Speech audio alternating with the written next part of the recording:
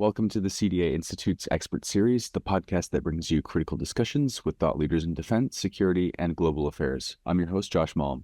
The CDA Institute encourages rigorous debate on national security matters through our events, research, and publications.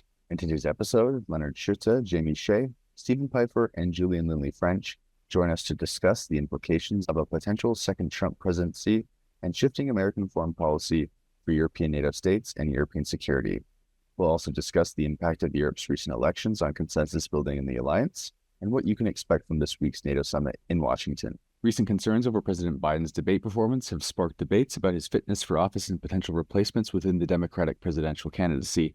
Meanwhile, European governments are strategizing ways to safeguard NATO and Western support for Ukraine in the face of potential challenges, including a resurgence of far-right political movements in Europe and uncertainties around U.S. commitments under a potential second Trump presidency.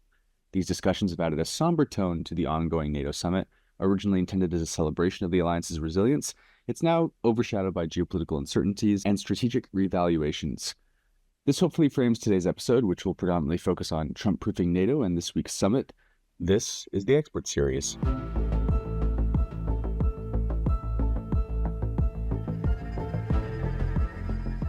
First, we'll speak to Jamie Shea, former Deputy Assistant Secretary General for Emerging Security Challenges at NATO headquarters in Brussels. Jamie, thanks for joining me today. To begin, what would you say this year are the biggest issues, maybe from a European perspective, going into the Washington summit? Well, I think Ukraine is going to be the dominant theme yet again for the third NATO summit in a row, Madrid, Vilnius, and now Washington. And I think from a European perspective, obviously a clear signal from the Biden administration that it will remain committed to Ukraine and, of course, to persuading Congress to continue the financial support for Ukraine, because although the Europeans have stepped up their support considerably over the last year, both in terms of weapons, training, and also finance for the Ukrainian budget, obviously the US contribution, the recent supplemental of $61 billion that was passed by Congress, are still absolutely fundamental to keeping Ukraine in the fight, and particularly from a European perspective, the willingness of the administration to give more Patriot air defense systems, which is what Kiev really needs at the moment, given all of the Russian missile attacks on Ukrainian energy infrastructure, civilian targets, and the rest. The Patriots are urgently needed. Ukraine has got about 3 at the moment. And I think the idea of the US at the summit was to be in a position that the US and NATO provide a further 7. So that is one thing. I think also, on the other hand, the Europeans will be trying to use the summit to convey beyond the Biden administration, but to the Republicans, to the US public, that they are really starting to share the burden of NATO now. They're providing more support for Ukraine in pure financial terms than Washington. They're meeting the 2% defense spending target. 23 allies now out of 32, not perfect, but a lot better than it looked, for example, when Donald Trump was in the White House, that they're getting their act together when it comes to ramping up defense production and cooperating more on defense. So that they can really provide that European pillar for NATO. They're taking their full role in the defense of Central and Eastern Europe by stationing troops in the Baltic states along the Black Sea coast and those kind of things. And generally, in the main, that they are also in it for the long term vis-a-vis Ukraine. I just found out a few moments ago that NATO now has decided in Washington to announce that it collectively will donate $40 billion next year for financial military support for Ukraine. So getting that message over ahead of the US presidential elections that this is not just Washington bailing out Europe, but NATO is also a good deal in terms of Europe playing its full role. I think that's going to be important too. And I think there may be some discussion on China or the Asia Pacific of key interest to Washington, where I think Europe will also be keen to show that even if it's not putting battalions in the Asia Pacific or big naval forces, it's nonetheless willing to contribute to US objectives in terms of ensuring stability in the Asia-Pacific region. Speaking of the United States, from your perspective, how might a potential second Trump presidency impact the United States' commitment to NATO, and what could this mean for European security generally? Well, I think the Europeans will be keen to defuse the kind of arguments that Trump used last time round when he was in the White House to undervalue NATO or to criticize the Europeans, mainly that America was doing too much and Europe was doing too little. So as I said in my previous answer, I think the European allies will be at pains to point out that they are good allies to the United States, particularly when it comes to ramping up their defense spending. They'll point out, for example, that a lot of this increased defense spending is being spent on American arms, the F-35 fighter aircraft that 10 Europeans are currently buying, the Patriot air defense systems, the P-8 Orions, and all of the other pieces of American hardware. So America, from the perspective of jobs or industry, is really the key beneficiary here. I think that will be an important message. I think the second important message that the Europeans will be relaying to Trump is that obviously harming NATO by withdrawing American forces from Europe or not going ahead with granting security guarantees to the European allies under NATO's Article 5 is also going to diminish Washington's role and influence in the world. It would be profoundly an act of self-harm. And I think, looking at global challenges where it comes to the Middle East, Africa, the Asia Pacific, I think the Europeans also will be at pains to point out that, they're also getting tough on China too. The EU has adopted packages of sanctions against China recently. They're getting tougher on trade, like the US, when it comes to China. They are also worried about the rapprochement between China and Russia, particularly with the Chinese supplying electronic components to Ukraine. And that therefore, they are, if you like, not just allies when it comes to their immediate interests in Europe, but there are the partners of choice that the US could always look to first and foremost when it's looking for assistance dealing with global challenges. I mean, who went to Afghanistan with the United States after 9/11? It was, of course, the NATO countries, the Europeans. And like the US, they stayed in Afghanistan for 20 years. So I think it will be those kind of messages. Look at the global picture, and Europe is in there making its full share. And that therefore, from a rational perspective, that there is no particular interest for the United States in loosening the commitment to NATO.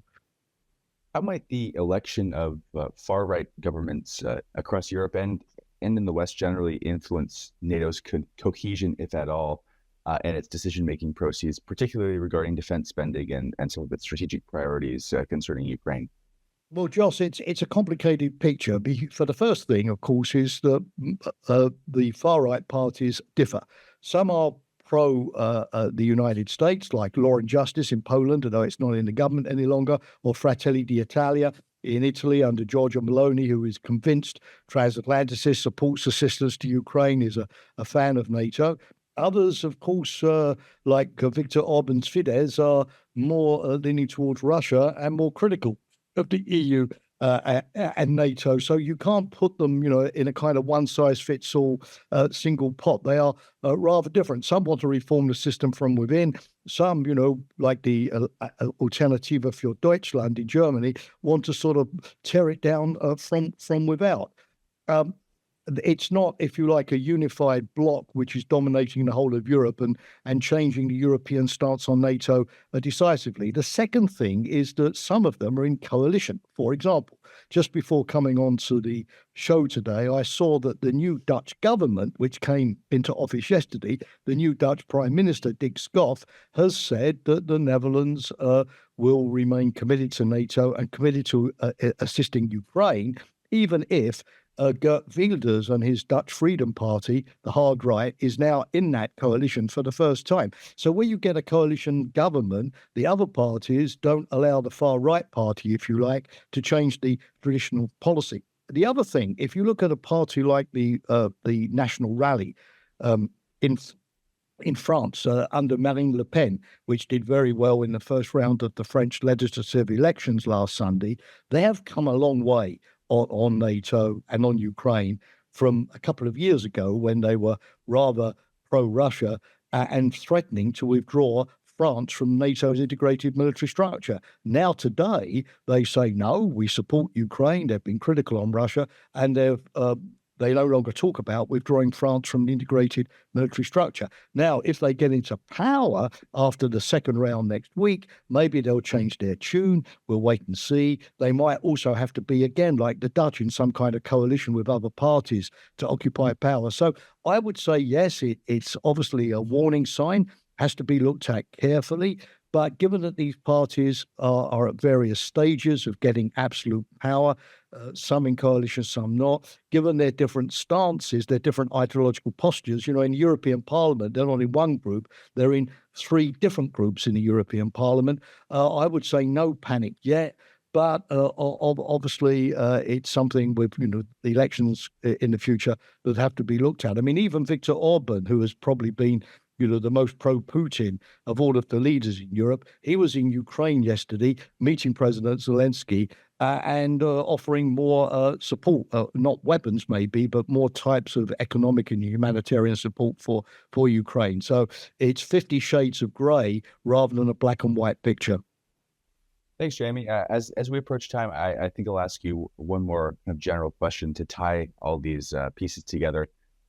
Given concerns about the potential impact of a second Trump presidency, whether they might be truly founded or not, given political shifts in Europe and given the increasingly multipolar world we find ourselves in with the quote-unquote revisionist powers, how would you assess the health of the NATO alliance at present, and what do you think NATO's place in the world is today?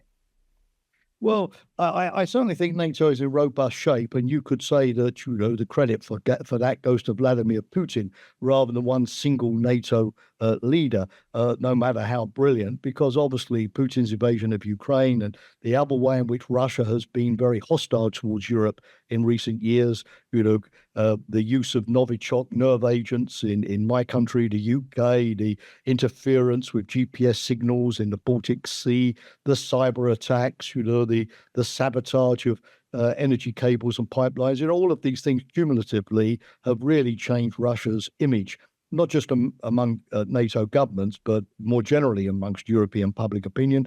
And whereas the things that NATO did after the Cold War, like intervening in the Balkans or in Libya in 2011, or being, as I said earlier, in Afghanistan for 20 years, often were quite controversial and not always well supported by public opinion or by NATO government. So look at Libya back in 2011, only 8 out of the total number of allies participated in that mission. But what we see today is very different. It's Article 5, it's collective defense. Everybody fears Russia to a certain degree, and fear is a great unifying factor.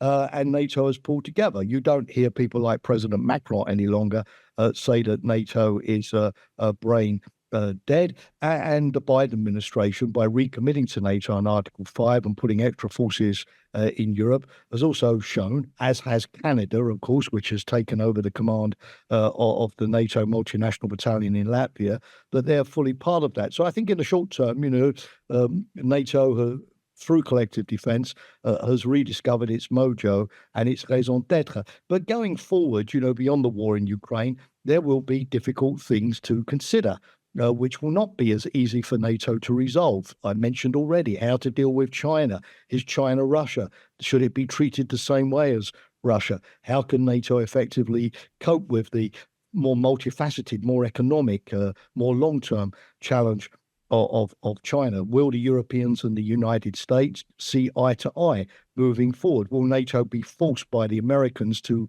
play a bigger military role in the Asia Pacific? Does it have the capability to do so? There's also the question of Africa, where we see a rise of jihadist terrorism in places like Mali, in Nigeria, in Mozambique and elsewhere, major conflicts. How is NATO and the EU together going to deal with those kind of challenges, which could eventually, of course, end up as specific threats to Europe as well. There's the issue with Russia beyond, Article 5 collective defense. What is the long-term containment strategy, sanctions, etc., to basically reduce Russia's capacity to harm NATO? How do you put the European security order back together, which Russia's invasion of Ukraine has destroyed? And what will it look like? Will Russia have a place in it?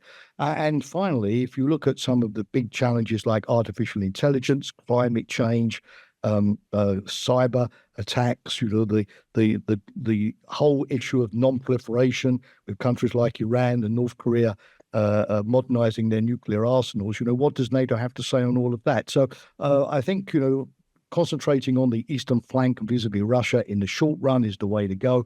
But as we go forward, NATO will have to have something to say about these global challenges as well.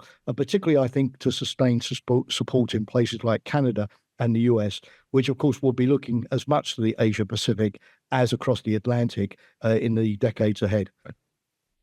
Next, we'll speak with Stephen Pifer of the Brookings Institution. Stephen, great to have you on again. What do you think are maybe some of the biggest issues from an American perspective going into this next week's Washington summit? Well, I think there was originally a desire for this to be more of a celebration. 75 years of NATO, as I think it can be argued, the world's most successful military alliance. But there's serious business to be done. First and foremost, assistance for Ukraine. I think a second question is, how does NATO further prepare itself for what looks to be a long-term Russian threat in the future? So I think there will be serious business for the sides to do, or for the allied leaders to do. How would European NATO members potentially navigate diplomatic relations with a U.S. administration that might show a preference for bilateral negotiations over multilateral alliances, one that might potentially cause challenges for NATO's collective decision-making process? I guess I would think it might be a mistake for allies to pursue a bilateral approach. I mean, say you're a country on NATO's eastern flank, such as Poland. Can you really have a successful American defense commitment if it's based on a bilateral agreement and it doesn't have all of the NATO infrastructure in places like Germany and the Netherlands and Britain? So I guess my argument for countries, if they have to face, and I fervently hope that they will not have to face a second Trump administration, would be to continue to raise your military spending. 2% is the goal that NATO leaders agreed on back in 2014. The good news is the target year was 2024, and fully 2/3 of allies now reach that goal. But Trump in the past talked about allies devoting 3 or 4% of their gross domestic product to defense. So I think more spending would help. And then the other thing is just learn how to stroke Mr. Trump's ego. I would pay attention to how the Saudis treated him when he made his first travel overseas as president back in 2017. But I still worry that at the end of the day, Mr. Trump's commitment towards NATO is not what I would like to see it to be. Can we predict with any level of confidence what a potential second Trump presidency, or how a second Trump presidency might impact U.S. commitments to NATO, and what this could mean a bit more generally for European security? Yeah. Well, John Bolton, who was Mr. Trump's second national security advisor, says he thinks that Trump will withdraw the United States from NATO. I think that's a possibility, but it's also that if Trump is reelected, he does not have to go that far. He can simply remain within the alliance, but just his presence is going to raise doubts about America's commitment to Article 5. Go back to what he said, I think it was in March, where he basically said, look, if allies aren't paying their way, let's tell the Russians to do whatever the hell they want. That's not going to make some allies feel fully confident in Washington's commitment to Article 5, the article that says that you will treat an attack on one against an attack against all. So if I were a European country, even if Mr. Trump remained within NATO, I would not have the confidence that I have in the American commitment as I would have had under President Biden or any other president since NATO was formed back in 1948. You spoke with this briefly just a moment ago, but I'm wondering if we might be able to dive a bit more into what kind of strategies European NATO members might employ to enhance their regional defense cooperation and resilience, given uncertainties and unpredictabilities with the potential incoming administration. Well, I think one thing that European countries might do is, can they rationalize some of their arms production? I think right now you have a lot of national armaments industries producing. Is there a way to make that more of a European organized effort so that you're getting more bang for the buck? Rather than having 6 different arms plants producing 100 tanks a year, could you have 2 or 3 that are producing 300 tanks a year? That there may be ways to take advantage of economies of scale. And I think that's always been a challenge for Europe because, of course, European countries want to maintain some of their own arms industries. I think a second thing that Europeans should do is look at ways to tighten, again, how Europe coordinates as a possible hedge against the Americans reducing their commitment or leaving. And then I think a third priority for Europe would be to look at some of those key enablers that the U.S. military provides, things like intelligence, surveillance, and reconnaissance assets, things like air-to-air refueling, heavy airlift, the kinds of capabilities that Europe really doesn't have enough of. But if they were truly going to have to come up with a defense on their own, they would have to begin to build those capabilities, as well as, say, more conventional long-range strike missiles. In the context of increasing global multipolarity that we're seeing, do we know how a second Trump administration's policies towards NATO might impact global shifts in global power dynamics, particularly with regards to rising powers like China and other regional actors? Yeah, well, to the extent that Mr. Trump has a world view, I think he seems to see that China is the big challenge. But perhaps as importantly, the people around him, if you look at the world of possible people who might become foreign policy and security officials in the Trump administration, they seem to be focused much more on China. And so it's easy that could be a part. I mean, it wouldn't be just the United States drawing down from NATO for no reason. It would be in part because there would be a shift of American military focus towards the Indo-Pacific area. So I think that would be, of course, for the Chinese, an unwelcome development. And the question then would be, could Europe on its own, and Europe has the economy to do this, does Europe have the political will to do this, which is to build a defense capability that basically can defend Europe with a minimized or with no U.S. defense commitment? NATO is now 75. How do you assess what its evolving role in global security could be now in the year 2024? Yeah, well, I think, and this really began in 2014, but it was accelerated and it began in 2014 when the Russians first seized Crimea and became involved in the fighting in eastern Ukraine. And it accelerated after 2022 when Russia launched what has now become the largest, bloodiest war that Europe has seen since World War II. But NATO's basically gone back to its original purpose. And you have seen now NATO countries substantially increase their defense spending, not as much as I think some would like to see, but there's been a significant increase in defense spending over the past 10 years. NATO is now beginning to talk about, hard military power, deterrence, containment of a Russia that has shown itself to be a threat. And I think in some ways what's happening within NATO, NATO's on the right track. I think NATO needs to do as much as it can, as quick as it can, to get into a position where it can be confident, that it has the capability to deter a Russian attack against any piece of NATO territory. I guess the biggest question mark that hangs over NATO, however, turns really on domestic politics in several of its countries. First and foremost, the United States. What is the American approach towards NATO in 2025 if Donald Trump is the president? The French have their elections. Marie Le Pen's party seems to be positioned to have greater influence. How does that affect France's approach? The Germans don't have elections, but it's pretty clear that the coalition of the 3 parties in Germany, who are, I think, as a group committed to NATO, they're facing a very difficult political situation at home. So what do these domestic political situations, not only in America, but also in several key countries in Europe, mean for the alliance to sustain the commitment that it's now voiced for 10 years to basically be able to deter and contain Russia and to support Ukraine in its war against Russia?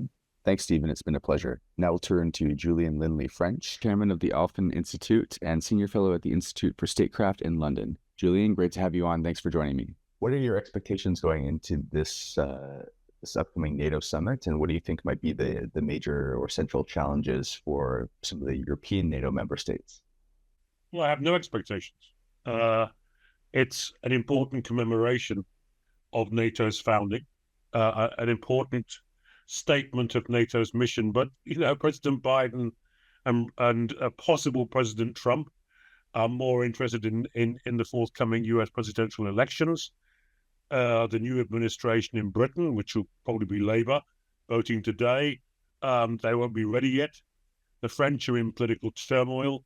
Germany, Zeitenwende, Zeitenwas. I mean, what's happening here? Not an awful lot. So when you've got the big four in distracted and in some political turmoil, the chances that they can agree anything substantive at the summit, well, not very high. In any case, I mean, Madrid and Vilnius agreed an awful lot already. And on top of that, we've had the announcement the Allied Reaction Force has been stood up. I hope it's more than a simple rebadging exercise for the NATO response force. And the NATO force model will be the true test of NATO in the coming years, whether Europeans will do stand up that effectively 300,000 strong force, including naval and air elements, warfighting corps, composite air strike forces, naval forces, all the things that, frankly, they'll need, given that irrespective of Trump or Biden, whoever's in the White House, the Americans are increasingly stretched in the world over. As the world becomes a bit more volatile and multipolar, as some people say, what would you say are the implications for alliance members like Canada that don't, pay their fair share, don't pay their 2%? Let's stop deluding yourselves, would be my advice to Canada. And I'm a great friend of Canada, a great believer in Canada. I've studied the history. I know what Canadians have achieved in the name of freedom, but stop deluding yourselves. You are part of an increasingly contested space that includes the Pacific, includes the Atlantic, includes the Arctic. You're a three-ocean contested space NATO nation. And therefore, this argument that Canadians can spend 1.2% or whatever it is of GDP on defense because you spend it well is complete nonsense, complete and utter nonsense. You do not spend enough. You do not spend enough, not because of European interests or American interests, because of Canadian interests. It's vital for Canada that NATO functions. And for NATO to function, we need a fully committed Canada. So whilst, some of the issues which Canadians find very important are fine in peacetime with women and security, climate change and security. These are hugely important topics. At the same time, when we're facing, if not an existential threat, the potential for an emerging existential threat, then we've got to get our focus on the fundamentals of deterrence and defense, and that means generating fighting power. And the Canadian Armed Forces simply lack the fighting power, not only to play their appropriate role inside the alliance, but also to have influence over anybody else inside the alliance. Whenever Canada contributes, Canada is extremely welcome. But I wouldn't call Canada what I would suggest is that we cannot do without the Canadians' influence inside the alliance. It's, well, if the Canadians come too, that would be nice. But I think Canada has more influence than that and more ambition than that. And I would like to see Canada investing in the kind of capabilities and the kind of force that can indeed make the alliance collectively stronger.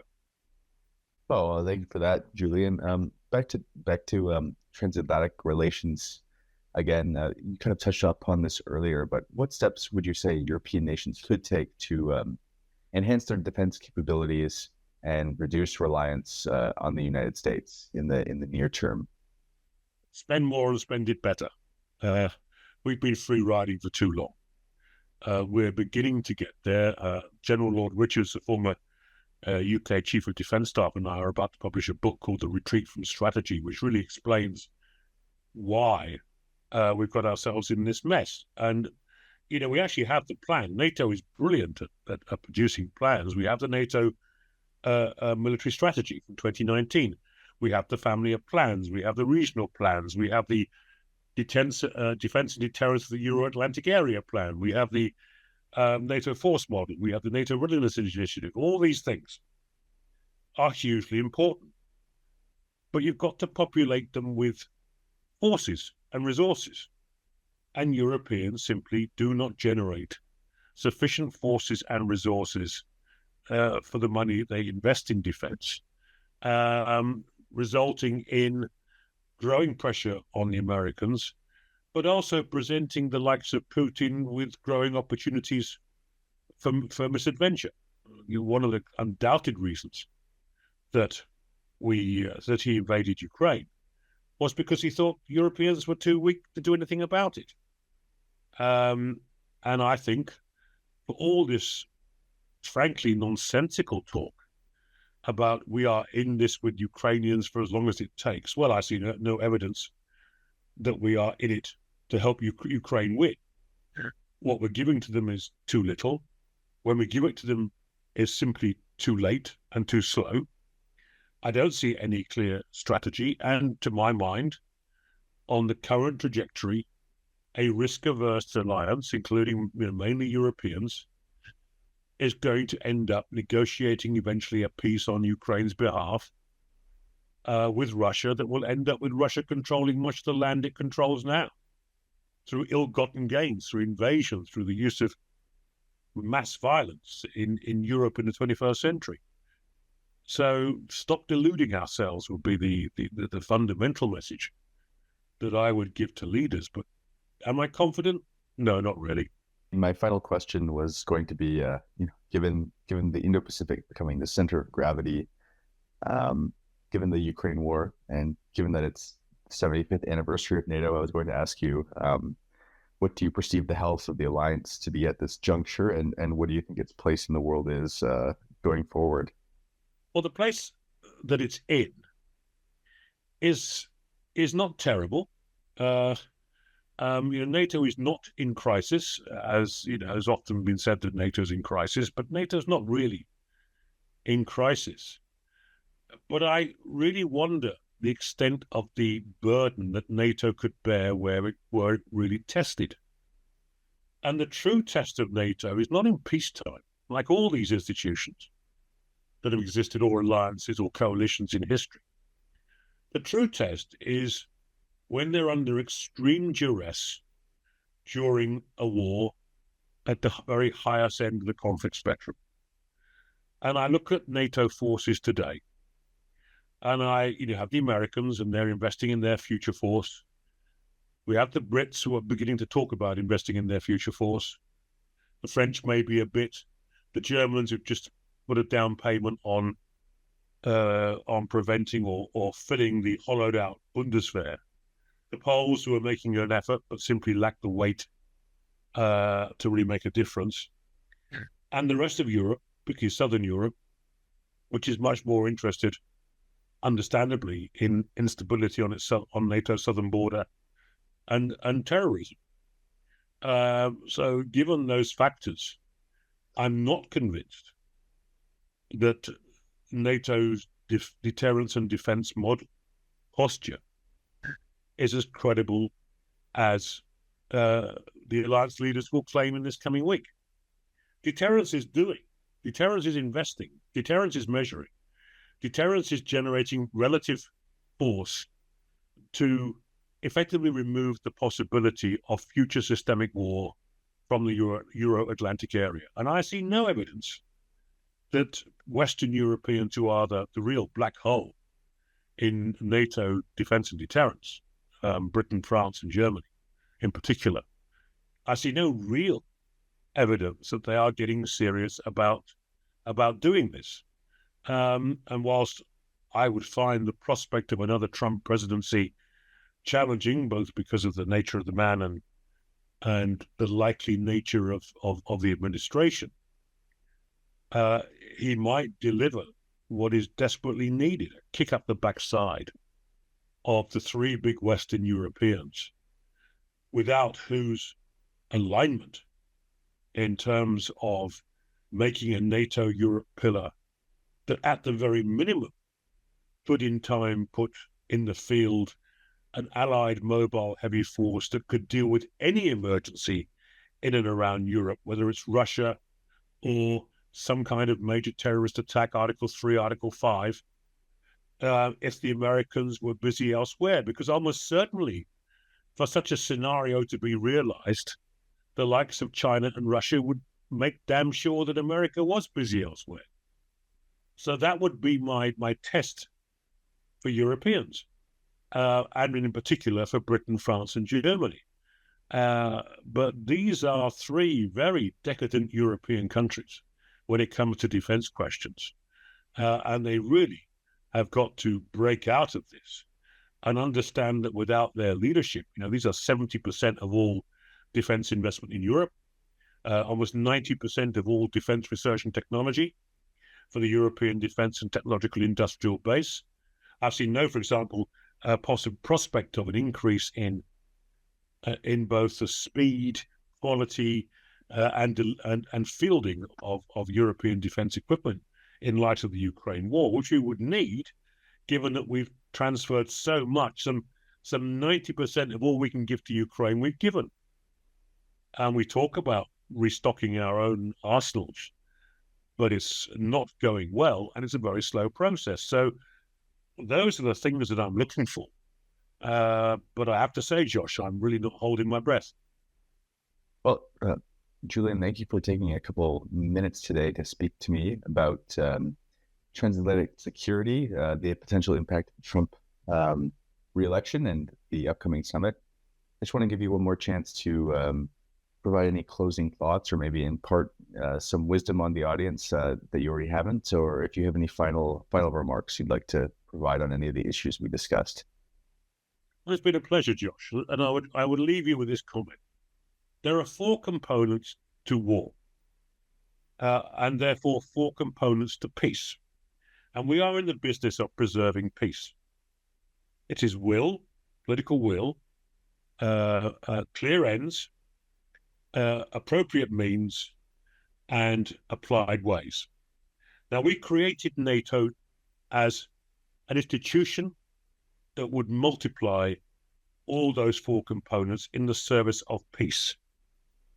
But if you want to preserve peace after 30 years of the strategic vacation upon which we've enjoyed since the end of the Cold War, then, like it or not, we are going to have to demonstrate to the likes of Putin and Xi and others that we understand that, and we are willing to prepare for war. Si vis pacem, para bellum. If you want peace, prepare for war, as Vegetius said in the 3rd century. And I'm no militarist and no warmonger, believe me, absolutely not. But I'm increasingly concerned that we do not, or we lack the will, the political will, to face up to these realities. We've become so risk averse that even talking about this kind of issue in the way that I'm talking about it will give some people a headache, and they'll rush off and lie down for an hour or two. Well, sorry, get over it. We have to face these realities if we, the democracies, want to preserve the peace of our citizens. I happen to believe, and maybe I'm a chauvinist in this sense, that when the democracies are powerful, the world's a better place. So much of the world looks to NATO as a cornerstone.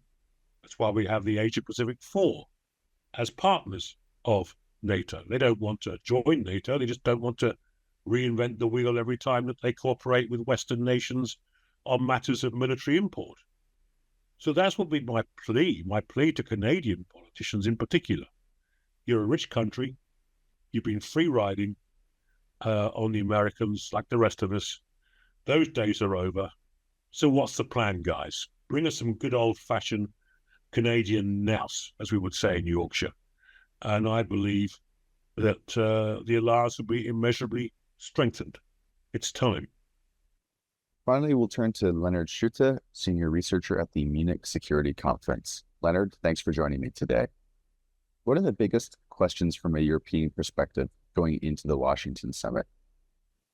I think the overriding priority for European NATO allies will be to avoid another diplomatic spat with and over Ukraine, like at last year's summit in Vilnius, when expectations management went all wrong and President Zelensky complained publicly about a lack of progress in Ukraine's path to membership.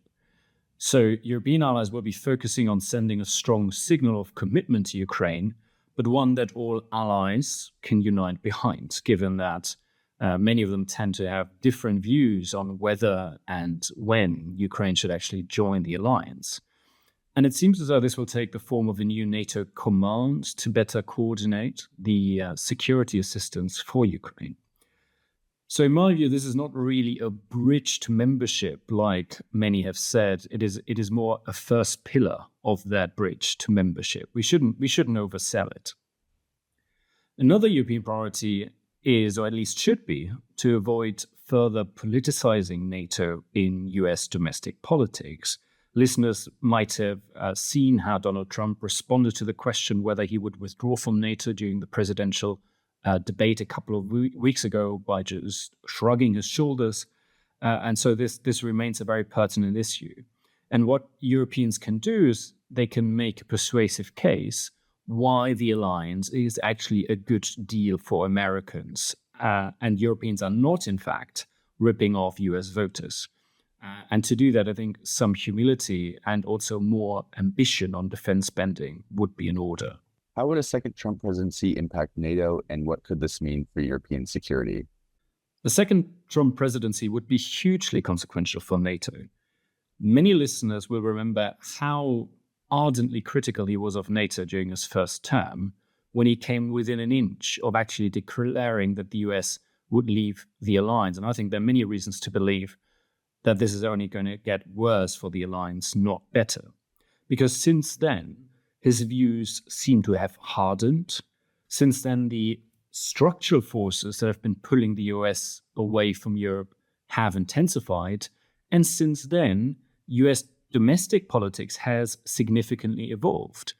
It is no longer Trump against almost everyone else on NATO, like during his first term, because there's now a group of influential people in the Republican Party that want to completely change US NATO policy. And when you look at, for example, the voting records on the Ukraine supplemental, it suggests that actually this group is already fairly influential in Congress, and after November, it's likely to get even more influential. So I don't foresee that the US will necessarily formally leave NATO or end its nuclear security guarantee. But a second Trump presidency could still fundamentally change NATO, because this could mean that the Trump administration would condition the Article 5 collective defense clause and only guarantee to defend those allies that Trump actually deems worthy of defense. He has said as much, and so have some of his advisors. A Trump presidency would also likely mean a withdrawal of troops and capabilities from Europe because they are needed in the Indo-Pacific. And so I think the real danger for NATO under a second Trump presidency is not a US withdrawal. I think actually that is a distraction. It's a straw man argument that we shouldn't focus on too much, but actually a security vacuum in Europe as a result of the troop and capability withdrawals and the very serious question marks hanging over Article 5, and that Russia could exploit. What steps could European countries take to enhance their security and reduce reliance on the United States, given uncertainties around the foreign policy direction of the United States? Well, there's only a danger of a security vacuum because the Europeans are so hopelessly dependent on various US capabilities to maintain their deterrence posture vis-à-vis Russia. And I think we've got to be honest, not all of Europeans' capability gaps can be closed in the short term. That is the honest truth. So Europeans will have to prioritize which capability gaps to address first. And I think they should focus on those capabilities that are of greatest military relevance in the Indo-Pacific, because those would be the first ones to be withdrawn by the US under second Trump administration, but also potentially under second Biden or Democratic administration, were there to be a contingency with China in the Indo-Pacific. Now, military analysts in DC and elsewhere disagree on what those capabilities are that are of relevance both in Europe and in the Pacific. But to my understanding, it's fairly uncontroversial that assets like aircraft, ships, munition, long-range fires, air defense systems, and so on would be useful in both theaters, and those would be the first to be withdrawn. And so I think Europeans need to come up with a plan on how to do that and do that fast. And that plan would have two major objectives. The first one would be to preempt the risk of a security vacuum, of course. But the second one would also be to generate goodwill in DC so that the US would keep some of its assets in Europe that the Europeans perhaps cannot realistically replace in the short term. And that the US would also coordinate the withdrawal of other capabilities closely with Europe in order to mitigate any damages as a result of that. How has NATO's response to crises such as the Ukraine war influenced the evolution of defense spending policies among European allies, and what lessons have been learned from these experiences? Let's start with some modestly good news for once.